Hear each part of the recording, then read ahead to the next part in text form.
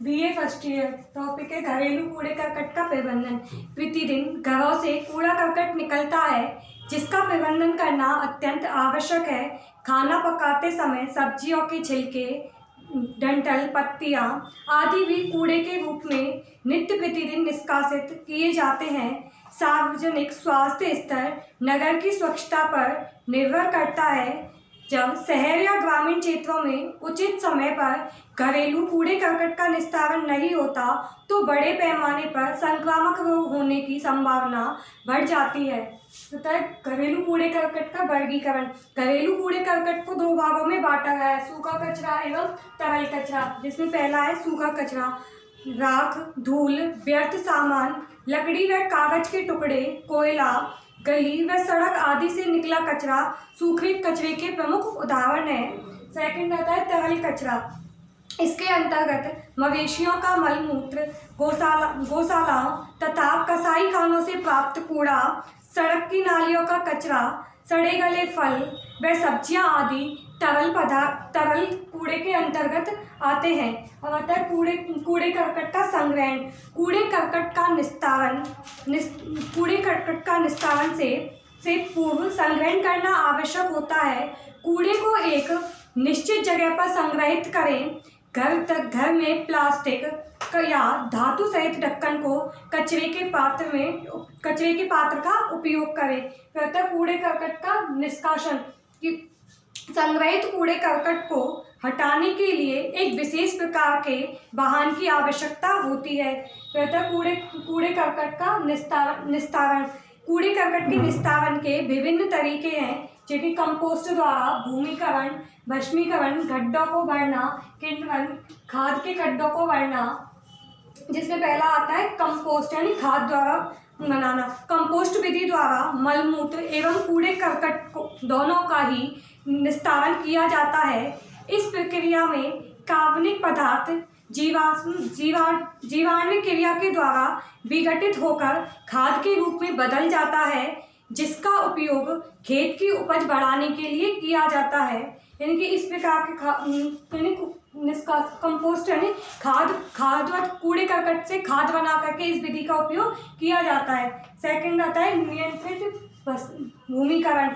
इस विधि से नगर से काफी दूर अगर कोई उपयुक्त गड्ढा, खाई तथा निचला तल हो तो इसकी भराई की जाती है। साथ ही कूड़े करकट का निस्तारण भी किया जा सकता है।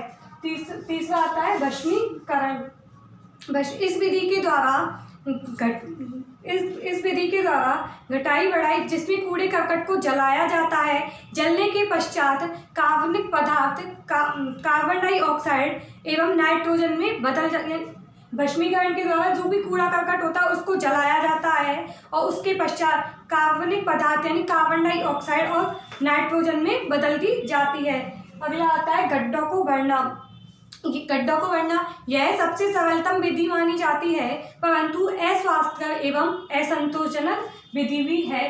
अगला आता है किण्वन। विभिन्न विकसित देशों को कूड़े करकट का निस्तारण किण्वन विधि से किया जाता है। इसमें प्रथम कूड़े करकट को एकत्रित करके छन्नियों से छानकर छन्नियों में राख, कोयला, बालू आदि को अलग किया जाता है किण्वन विधि के द्वारा।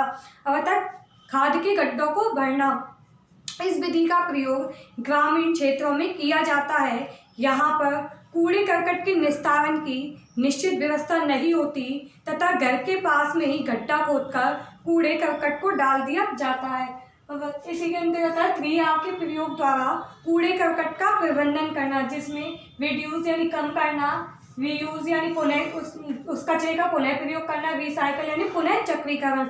जिसमें पहला आता है रिड्यूस यानी कम करना। वातावरण को प्रदूषण से बचाने के लिए यह सरल तरीका है कि कूड़े करकट की मात्रा को कम किया जाए।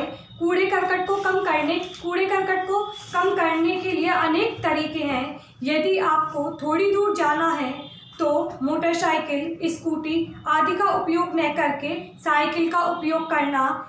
यदि शहर जाना है तो और अकेले ही जाना हो तो घर से शहर की दूरी 20 से 30 किलोमीटर हो तो ऐसी दशा में कार का प्रयोग न करके मोटरसाइकिल का प्रयोग करना, ईंधन बचाने के लिए कार का प्रयोग कम से कम जरूरत पड़ने पर ही किया जाना अति आवश्यक होता है।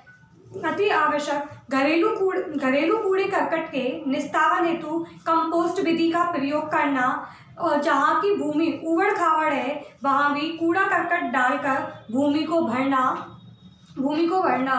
और जरूरत हो तो बिजली के स्विच बंद, जरूरत के अनुसार बिजली का उपयोग करना, अनावश्यक रूप से बल्ब ट्यूबलाइट नहीं जलाएं, इससे बिजली की बचत की जा सकती है। यानी रीयूज यानी उन्हें कम किया, यानी थोड़ी दूर के लिए थोड़ी दूर की दूरी को तय करने के लिए कार की जगह यानी कि मोटरसाइकिल का इस्तेमाल कर ईंधन को बचाया जा सकता है, और बिजली का उपयोग ज़रूरत के हिसाब से किया जाए तो ही सही है, फिर उसे कम किया भी जा सकता है। अब आता है रीयूज यानी पुनः उपयोग।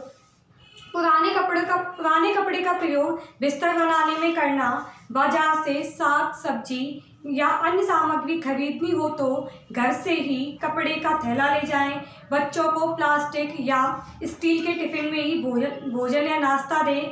यूज़ एंड थ्रो संस्कृति को बढ़ावा न दें। यूज़ एंड थ्रो यानी उपयोग किया और फेंकने पर उस संस्कृति को बढ़ावा न दिया जाए। और भोजन को संग्रहण करने के लिए पुनः उपयोग यानी प्लास्टिक एल्युमिनियम के डिब्बे का प्रयोग करना।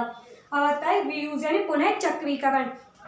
पुराने कागज, अखबार आदि का पुनः चक्रीकरण द्वारा नए कागज बनाना, एल्युमिनियम, लोहा, सोना, चांदी आदि वस्तुओं का भी पुनः चक्रीकरण किया जाता है तथा नए बर्तन बनाए जाते हैं। बाजार से उन वस्तुओं को ही खरीदें जिनका उपयोग पुनः चक्रीकरण हेतु किया जाता हो। ग्रीटिंग कार्ड्स, शॉपिंग बैग्स, टेली बैग्स, पेपर, ट्रॉली पेपर तथा कई दूसरे थैले भी पुनः चक्रीकरण विधि से बनाए जाते हैं, जिन्हें यूज़ करने के बाद उन्हें पुनः यूज़ किया जाना पुनः चक्रीकरण कहलाता है। ये तो घरेलू कूड़े करकट का प्रबंधन, जिसमें वर्गीकरण को दो प्रकारों में बांटा था, यानी दो प्रकार सूखा कचरा और गीला कचरा। फिर आता है कूड़े करकट का संग्रहण, उसका निष्कासन, फिर निस्तारण में कंपोस्ट द्वारा यानी खाद की विधि का उपयोग करके भस्मीकरण यानी कि जो भी कूड़ा करकट है उनको जलाकर उनकी जो राख होती है उसके द्वारा गड्ढों को भरना, किण्वन विधि द्वारा खाद के गड्ढों को भरना। फिर आता है इसके अंतर्गत पड़ा था 3R के प्रयोग द्वारा कूड़े करकट का प्रबंधन। 3R यानी रिड्यूस यानी कम करना, रीयूज यानी पुनः यानी कि जो काम में कम करना, यानी जो भी ईंधन वगैरह जो भी है उसे कम करना। रीयूज यानी जो उन्हें पुनः प्रयोग करना, जो काम में ले चुके हैं उन चीज़ों को पुनः ही उपयोग करना। रिसाइकल यानी उन्हें पुरानी चीज़ों को नया करके उपयोग करना पुनः चक्रीकरण कहलाता है।